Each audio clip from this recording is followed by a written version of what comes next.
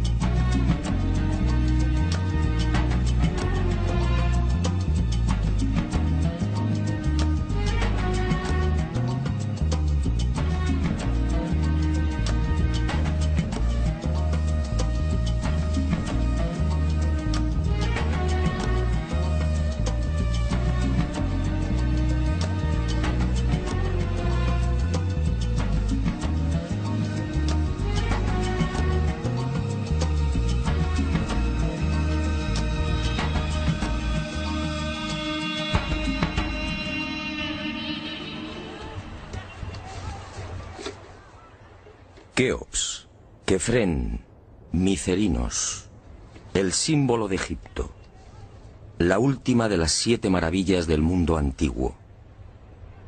Y sobresaliendo como una reina Keops, la gran pirámide. Una construcción incomprensible, un desafío a la razón, una obra que provoca vértigo. ¿Quién la levantó y sobre todo cómo? Keops reúne 3 millones de bloques de piedra caliza y granítica. Bloques que oscilan entre 2 y 40 toneladas de peso. Bloques tallados con tal precisión que no permiten el paso de una hoja de papel. Un monumento cuyo revestimiento original, hoy casi desaparecido, estaba formado por losas de caliza pulida de hasta 16 toneladas. Y a su lado, otro coloso, Kefren, casi 1.700.000 metros cúbicos de piedra. Bloques idénticos a los de Keops, con un revestimiento original de caliza pulida y granito rojo de Asuán. En su base cabrían 7 campos de fútbol. Por último, Micerinos, la más modesta pero igualmente soberbia y desconcertante. Su altura equivale a un edificio de 20 plantas. Hoy la tecnología tendría graves dificultades para alzar y depositar esos bloques de piedra.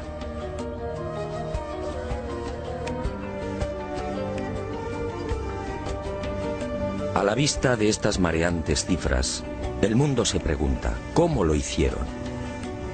Para la arqueología oficial no hay duda. Las pirámides de Giza fueron obra de los faraones y se levantaron hace 4600 años.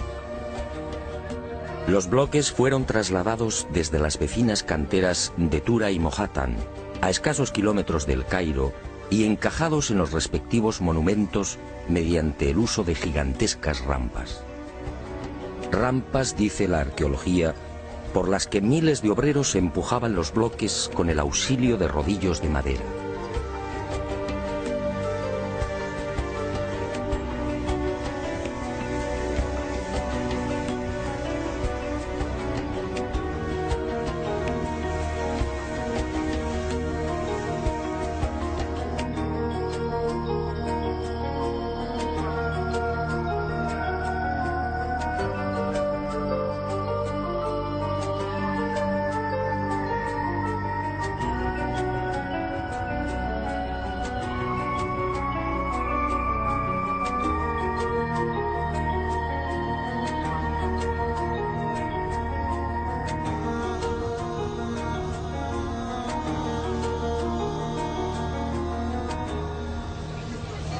Pero la célebre teoría de las rampas, divulgada en el siglo XX por el arqueólogo alemán Ludwig Borchardt, no termina de convencer a cuantos hemos tenido el privilegio de pisar la meseta de Giza y contemplar estos 3 millones de bloques. Y son dos las razones que ponen en entredicho la versión oficial.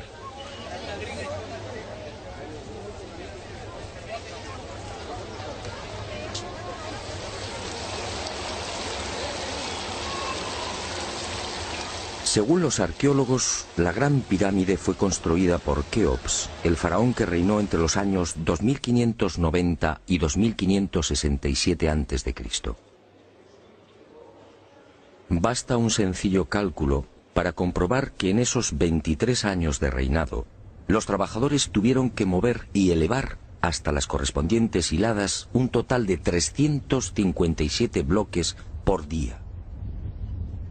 357 moles de piedra con pesos que oscilan entre 2.000 y 40.000 kilos. 357 gigantescos sillares en 12 horas. Es decir, un bloque cada 2 minutos. Por mucha mano de obra que pudiera reunir Keops, la empresa en cuestión resulta más que dudosa. Y no solo por el arduo problema de organización, sino sobre todo por las evidentes dificultades técnicas a la hora de izar y encajar estos monstruos de caliza, granito y mármol. Los arqueólogos más conservadores se defienden escudándose en lo escrito por Heródoto en el siglo V a.C. Según el padre de la historia, los bloques eran levantados de grada en grada con el concurso de una serie de máquinas formadas por maderos cortos. Esto, al parecer, fue lo que le contaron los sacerdotes durante su visita a Egipto. Pero la narración del escritor griego no constituye un punto de partida sólido y fiable. En el 450 a.C., cuando Heródoto recorre el Nilo, habían transcurrido 2000 años desde la supuesta construcción de la Gran Pirámide por Keops.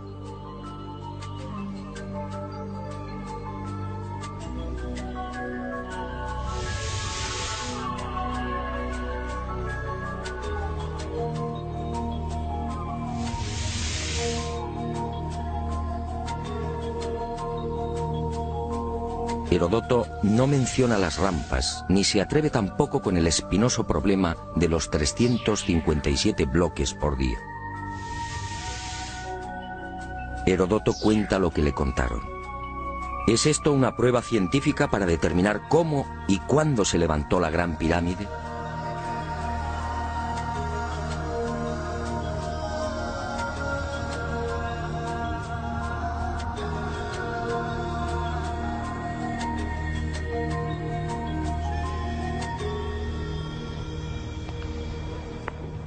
Pero existe una segunda razón de mayor calado que hace dudar de lo establecido por la arqueología. Hace 4600 años, cuando los arqueólogos fijan la construcción de la Gran Pirámide, el valle del Nilo justamente despertaba al periodo neolítico.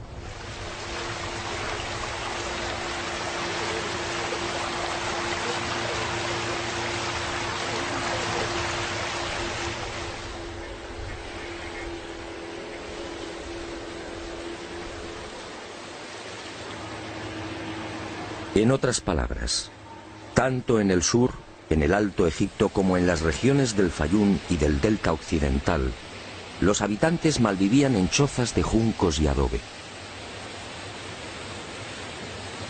Se hallaban todavía en la edad de piedra, con un precario desarrollo agrícola y un incipiente pastoreo. Sus herramientas eran groseras, basadas principalmente en la industria lítica. Sería 3 siglos después, hacia el 2300 a.C., cuando estos pueblos entrarían en la Edad del Bronce. Y surge la primera gran contradicción. Si Egipto cambia la piedra por el bronce en el 2300 a.C. aproximadamente, ¿cómo pudieron levantar la Gran Pirámide 300 años antes? ¿Con qué herramientas? ¿Con qué clase de conocimientos? ¿Cómo explicar semejante salto cualitativo?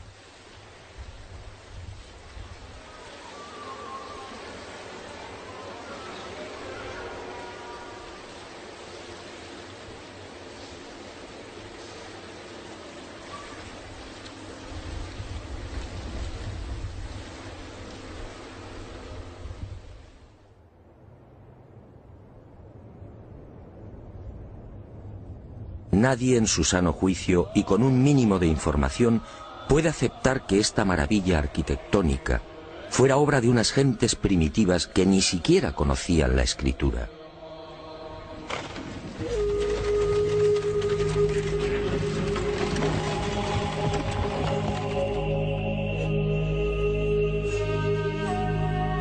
El testimonio de Heródoto, en efecto, deja mucho que desear. Hoy cualquier arquitecto o ingeniero comprende de inmediato las graves dificultades técnicas que debieron superar los constructores de la Gran Pirámide. Las cámaras, galerías y los mal llamados conductos de ventilación exigen unos profundos conocimientos matemáticos y arquitectónicos.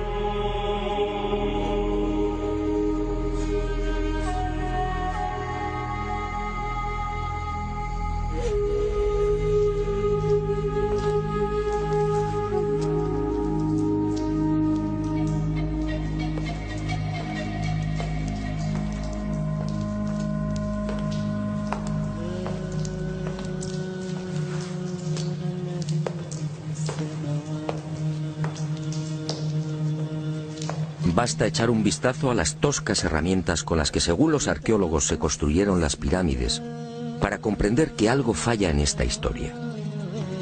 Unas herramientas, además, que no existían hace 4600 años.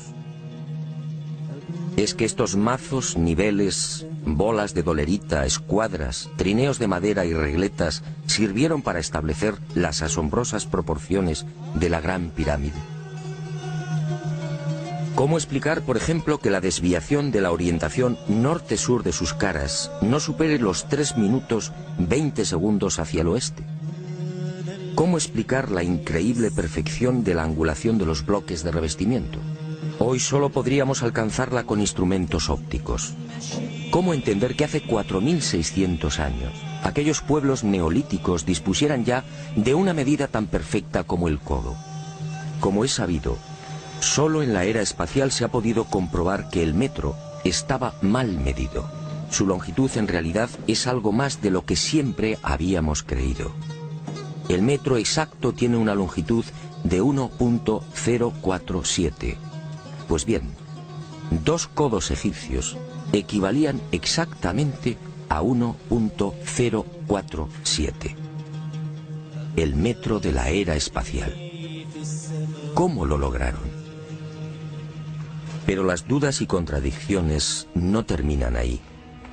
Hasta el día de hoy nadie ha logrado explicar satisfactoriamente el sistema de iluminación utilizado a la hora de construir las pirámides. Las tradicionales antorchas no sirven. No hay restos de hollín en techos o paredes.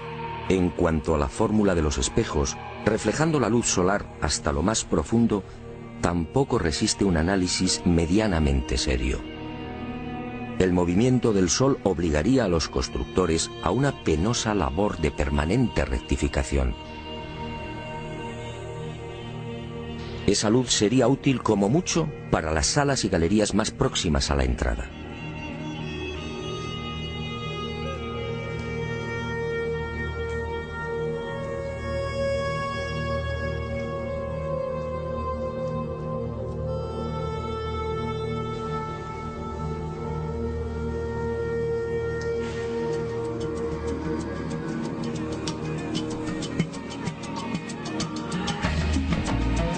Las explicaciones de los arqueólogos tampoco convencen cuando alguien pregunta por el método utilizado para cortar los enormes bloques de granito. ¿Herramientas de cobre? Eso sería como intentar cortar una mesa de mármol con unas tijeras.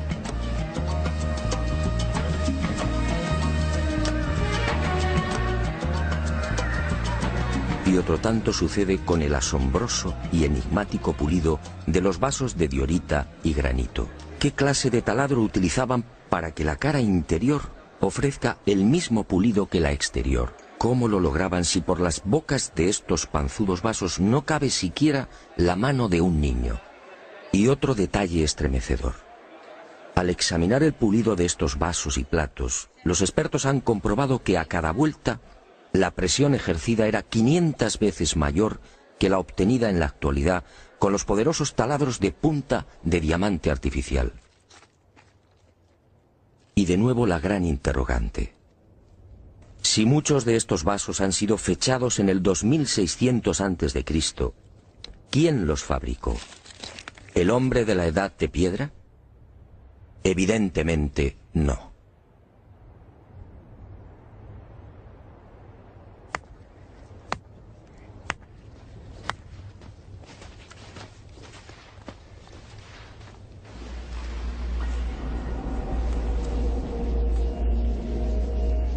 ¿Y quién fue capaz de un pulido como el que presenta el supuesto sarcófago de la pirámide de Keops? El acabado en el bloque de granito resulta imposible para un hombre del Neolítico. Mientras las esquinas aparecen absolutamente cuadradas, el índice de imperfección de la superficie del sarcófago no llega a 2/10 milésimas de pulgada. Es decir, la 10ª parte del espesor de un cabello humano.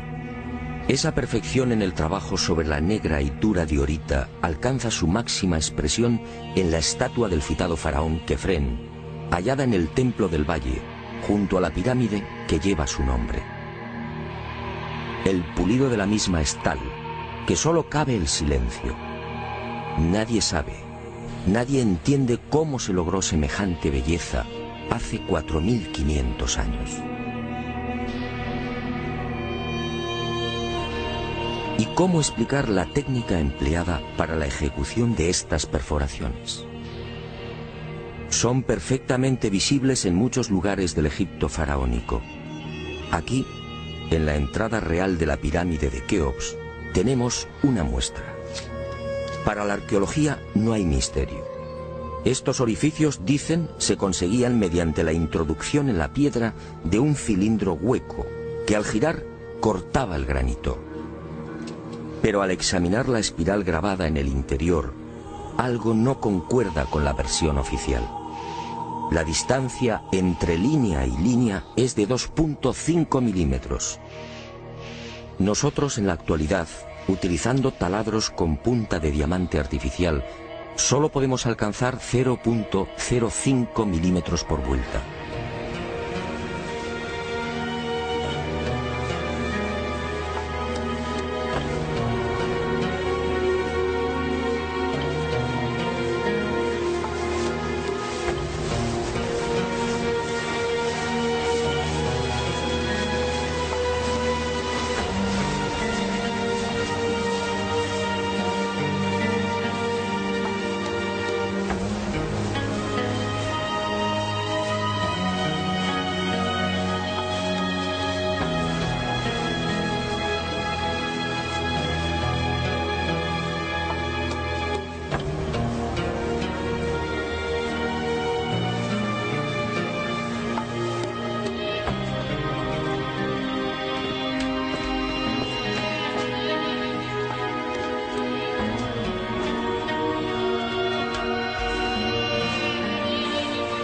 cómo desarrollaban aquellos primitivos egipcios semejante presión y fuerza con un simple cilindro hueco.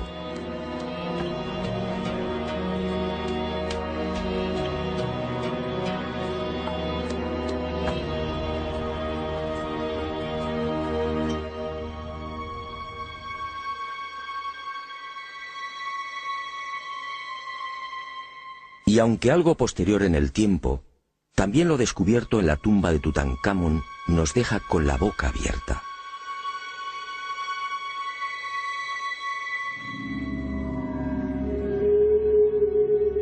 Cuchillos inoxidables,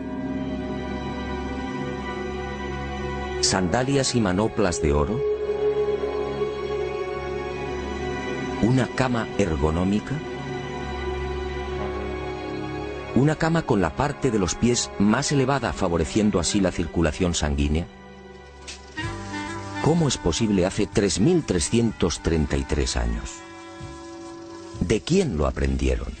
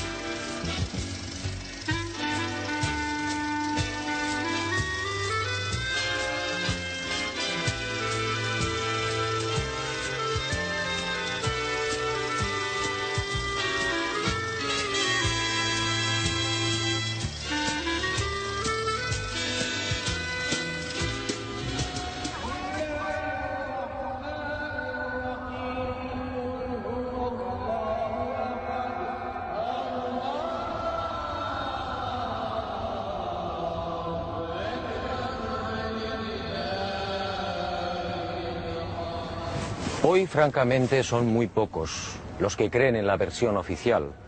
Hace 4.600 años, los pueblos que habitaban esta región no estaban en condiciones de imaginar siquiera este portento arquitectónico. Pero entonces, ¿quién levantó las pirámides?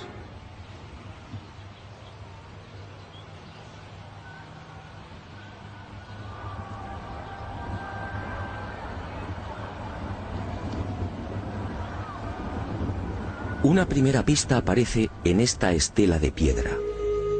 Una estela depositada en la sala 42 del Museo del Cairo y que muy pocos turistas se detienen a contemplar. La arqueología la denomina la estela del inventario. Se trata casi con seguridad de una copia de otro texto mucho más antiguo. En ella se lee un párrafo demoledor que deja sin argumentos a los arqueólogos. Dice así: el faraón Keops fundó la casa de Isis, señora de la pirámide, detrás de la casa de la Esfinge. ¿Señora de la pirámide? ¿Quiere esto decir que la gran pirámide ya existía cuando Keops llegó al poder?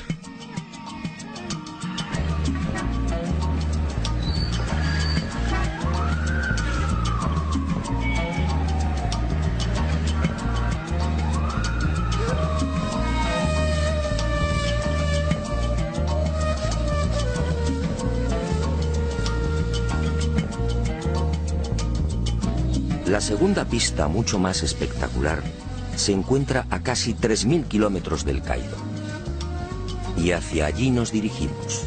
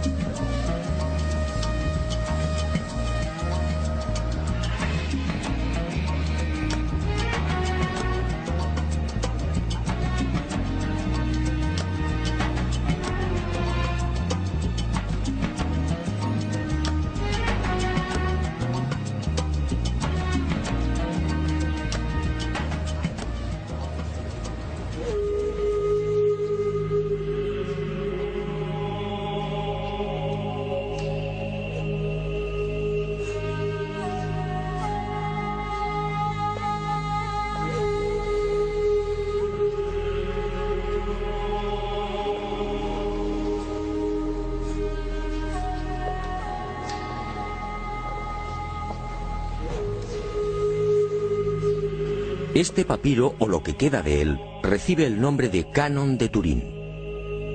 Fue descubierto en 1822 por el viajero italiano Bernardino Drobetti en la antigua ciudad egipcia de Tebas. El propio Champollion lo tradujo, concediéndole una singular importancia. Pero la arqueología ha preferido ignorarlo. Y no es de extrañar a la vista de su contenido. Esta escritura hierática procede de la época del no menos célebre Ramsés II, entre los años 1290 y 1224 a.C. Para algunos, el faraón que persiguió a Moisés. En total, 160 fragmentos correspondientes a 11 hojas escritas hace 3200 años y en las que se lee una extraña lista de reyes. Una lista de reyes egipcios imposible para la ciencia. Imposible, sí, porque de aceptar lo manifestado en este documento arqueológico, la cronología faraónica se vendría abajo. ¿Y qué dice este papiro de 1,70 metros de longitud? Sencillamente que en un lejano pasado, Egipto fue gobernado por unos seres mitad hombres, mitad dioses, que recibían el nombre de Sen-Suhor, los compañeros de Horus.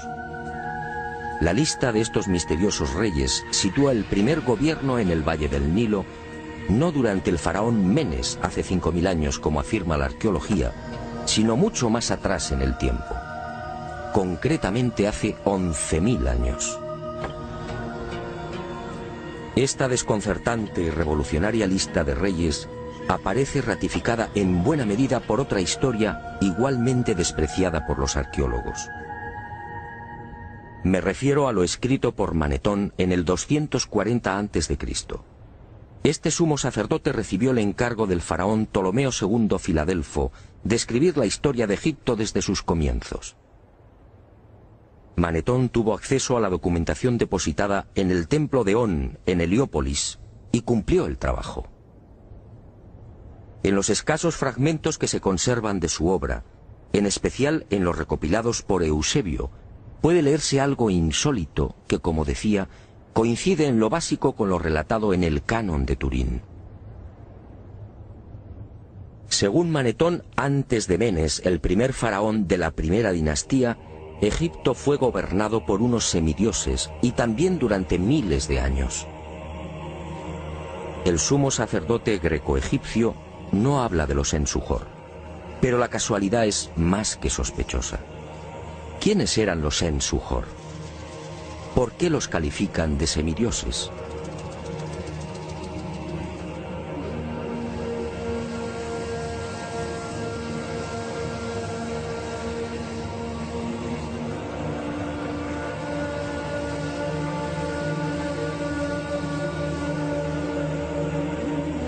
Para los arqueólogos más conservadores, los Sen-Suhor y la información suministrada por Manetón son pura fantasía. Y aparentemente tienen razón. Si Egipto fue gobernado hace 11.000 años, ¿dónde están las pruebas y los vestigios arqueológicos que deberían delatar a esas culturas? ¿O están ahí? ¿No será que la arqueología no los quiere ver?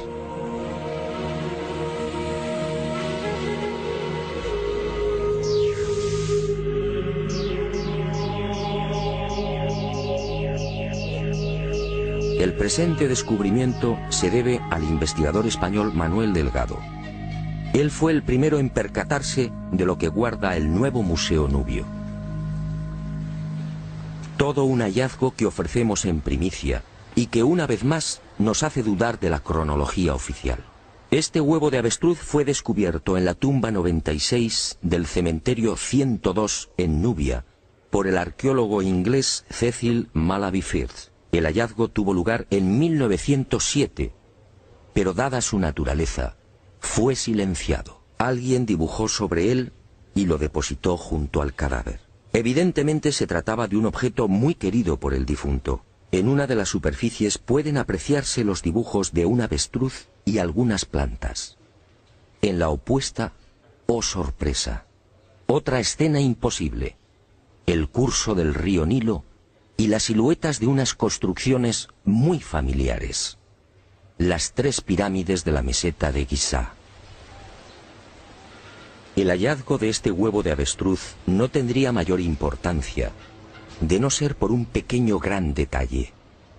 Según los investigadores, los restos humanos de la citada tumba 96 se remontan a la cultura Nagada I, es decir, alrededor de 7000 años.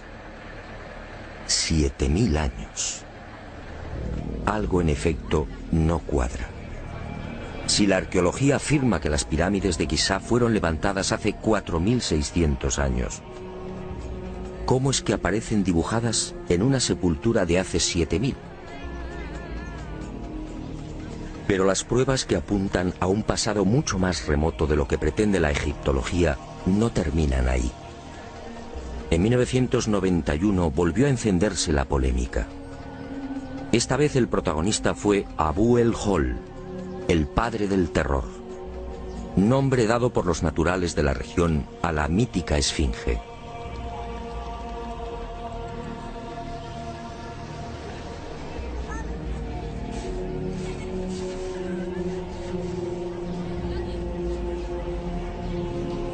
La esfinge, otro monumento emblemático de Egipto construido según la arqueología por el faraón Kefren hace 4500 años.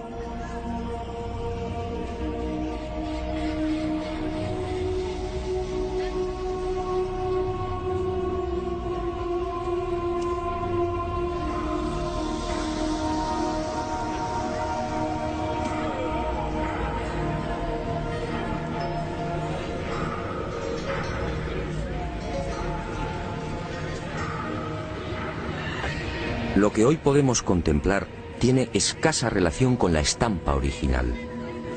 En el pasado se hallaba totalmente pintada. El cuerpo de león en rojo y el tocado de la cabeza en azul, con rayas horizontales en amarillo. Portaba una barba postiza y por delante de esa barba aparecía una estatua a tamaño natural. Durante la invasión de los mamelucos, la esfinge fue cañoneada y la nariz destrozada. 4500 años. ¿Por qué la arqueología sitúa la construcción de la esfinge en esa época? En primer lugar, por el parecido del rostro con algunas de las estatuas de Kefren. Y además por el hecho de hallarse muy próxima al templo funerario de dicho faraón. Aunque parezca increíble, eso es todo.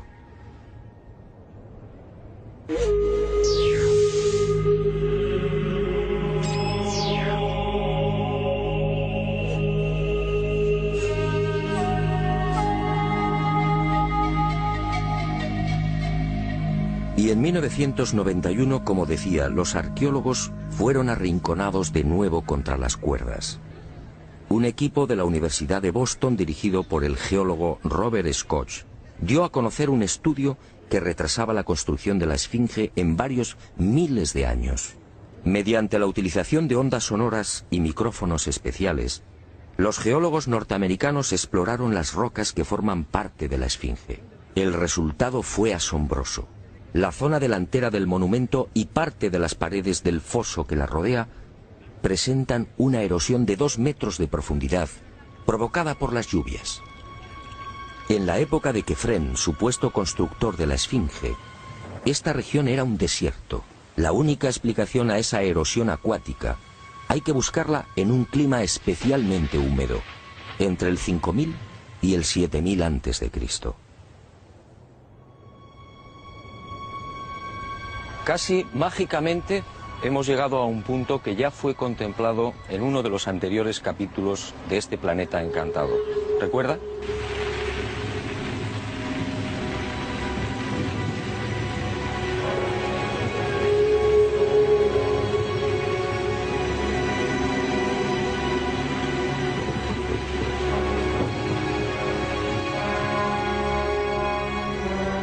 Al hablar del Gran Jardín, pudimos comprobar cómo todo el norte de África, hace unos 12.000 años aproximadamente, se vio sometido a un dramático cambio climático. En otras palabras, la Universidad de Boston acertó.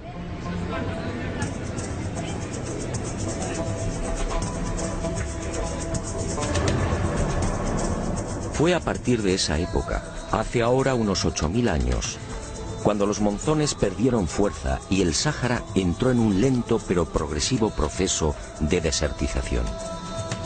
Y fue justamente hace 4500 años, cuando la arqueología fija el momento de la construcción de la Esfinge, cuando estas tierras fueron definitivamente abandonadas por las lluvias. Kefren, por tanto, no pudo levantar la Esfinge. Como mucho, quizá la restauró. El padre del terror estaba aquí desde mucho antes. La huella de las torrenciales lluvias registradas en el llamado Gran Húmedo Holocénico es incuestionable. Y algo similar vino a suceder con el investigador Robert Bauval. 20 años antes, este ingeniero egipcio se atrevió a difundir una hipótesis que conmocionó a los seguidores y amantes del Egipto faraónico. Para Bauval, las pirámides de Giza no son construcciones aisladas. Las tres forman parte de un plan unificado minuciosamente diseñado. Y para irritación de los arqueólogos más conservadores, formuló una teoría que volvía a poner en tela de juicio la ya desacreditada cronología oficial. La tesis de Bauval es conocida como la correlación de Orión, es decir, el asombroso parecido en la disposición de Keos, Kefren y Micerinos respecto a las tres estrellas que forman el cinturón de Orión. Basta trazar una línea entre las tres pirámides y otra entre las estrellas del cinturón para observar que sendas ubicaciones son casi idénticas. Casi idénticas, sí, pero no iguales. El ángulo de las pirámides es de 172 grados y el de las estrellas de Orión en la actualidad de 181. Bauval se percató de esta pequeña diferencia y tuvo una genial intuición. Con la ayuda de las computadoras retrocedió en la historia y descubrió que la alineación de las estrellas del cinturón de Orión coincidía con la de las pirámides hace 12.500 años. ¿No son demasiadas coincidencias? Por un lado, la geología demuestra que la Esfinge tuvo que ser construida en pleno Gran Húmedo, es decir, hace más de 9.000 años. Por otro, el papiro de Turín y Manetón aseguran que unos semidioses gobernaron el valle del Nilo hace 11.000 o 12.000 años. Quizá más. También el huevo de avestruz hallado en la tumba 96 en Nubia nos dice que las pirámides existían ya hace 7.000 años. Y la tesis de Bauval pone punto final, insistiendo de nuevo en esa misteriosa fecha. 12.500 años.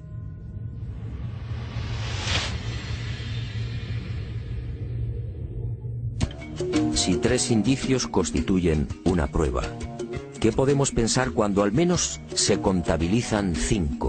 5 indicios, sí, de momento.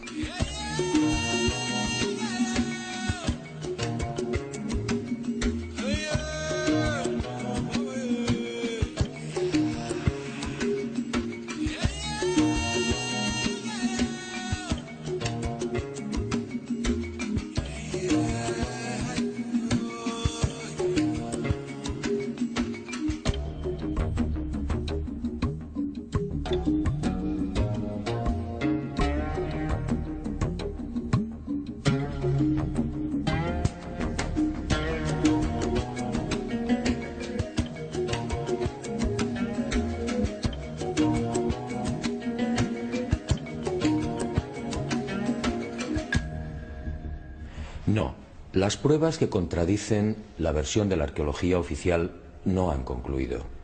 ¿Recuerda usted esta pintura? Fue descubierta en el Tassili argelino. Según los arqueólogos, tiene una antigüedad aproximada de 5.500 años, probablemente mucho más. Se trata, en mi opinión, de un carro egipcio. Pero ¿cómo es posible? ¿Un carro egipcio a 2.500 kilómetros del Nilo?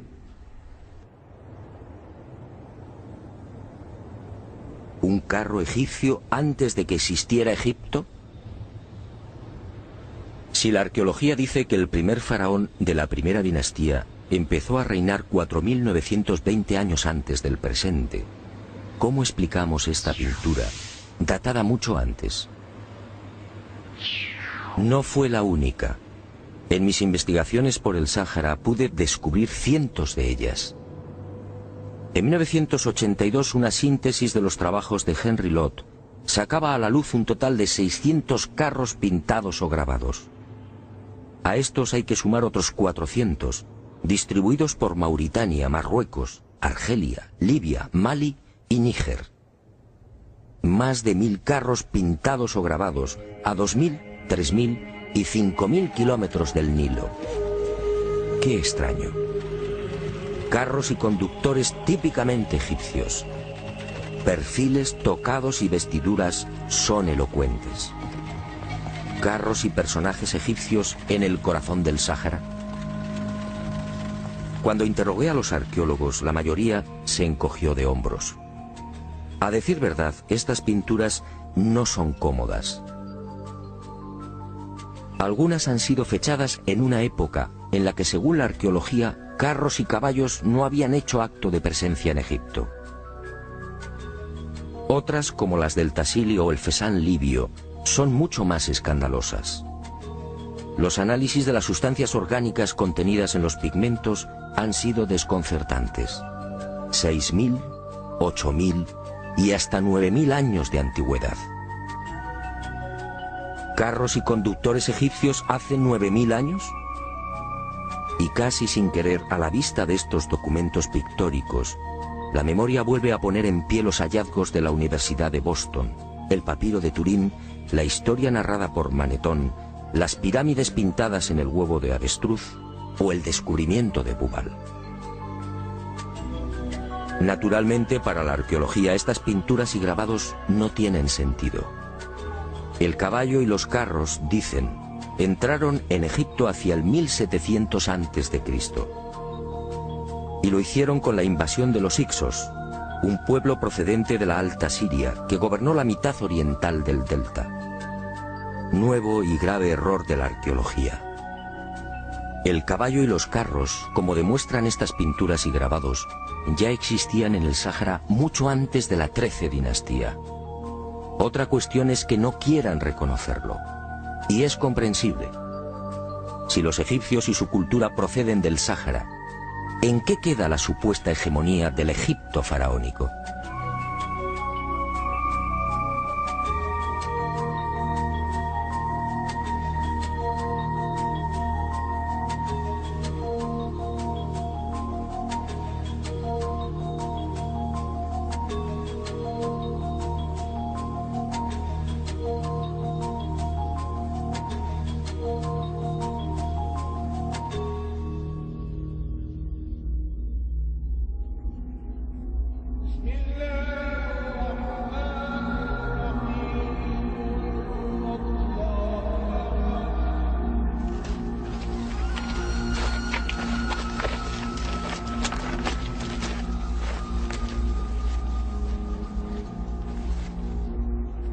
Pero las imposibles pinturas egipcias en el Sáhara, a 2500 kilómetros del Nilo, no se limitan a carros al galope. Otras, para desconcierto e irritación de la arqueología, presentan escenas muy diferentes. Ofrendas. Personajes adornados con el ureus, la serpiente sagrada sobre las cabezas. Barcas igualmente egipcias. Vestimentas similares a las que lucen faraones y sacerdotes. Individuos de perfil al más puro estilo egipcio. Pinturas todas ellas muy anteriores al Egipto faraónico.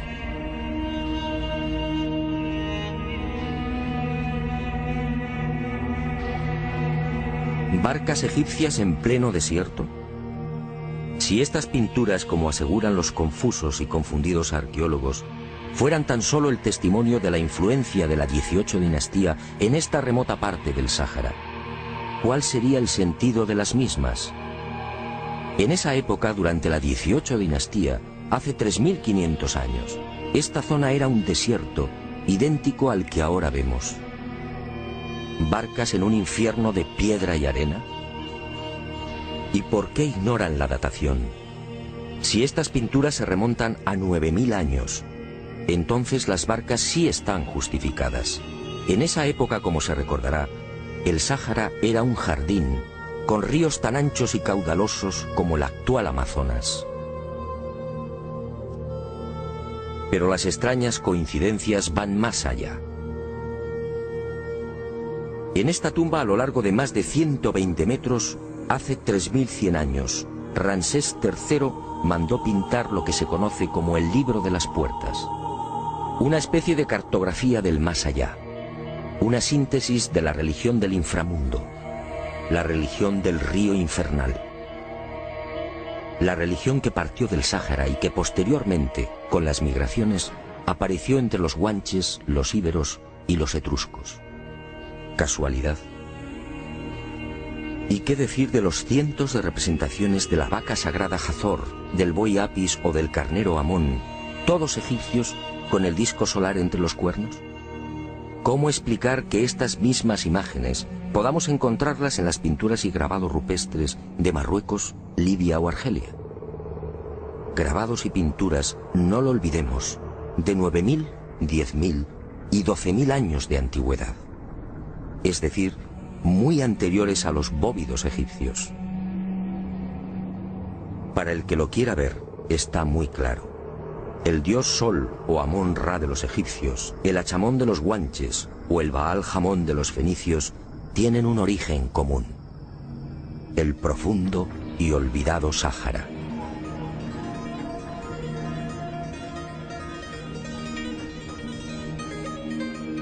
Puede que Herodoto y Diodoro de Sicilia tuvieran razón. Egipto, el Egipto faraónico, fue obra de los dioses. Ha llegado el momento de ser valiente.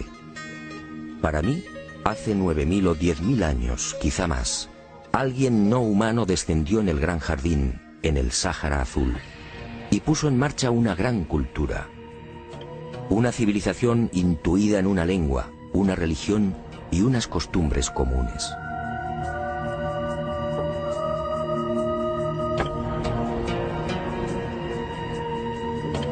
Esos seres, esos dioses de cabezas redondas pintados en Tassili, podían proceder de Orión.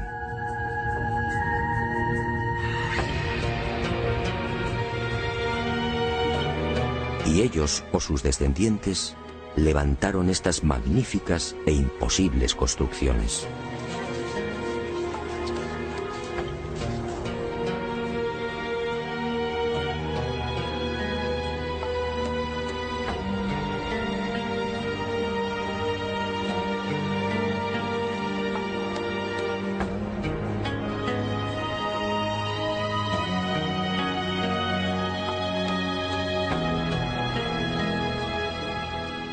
¿Cree usted que se trata de un sueño? Schopenhauer decía que toda verdad, al nacer, es ridiculizada y perseguida. Demos tiempo al tiempo. Algún día el hombre se verá obligado a escribir de nuevo la historia.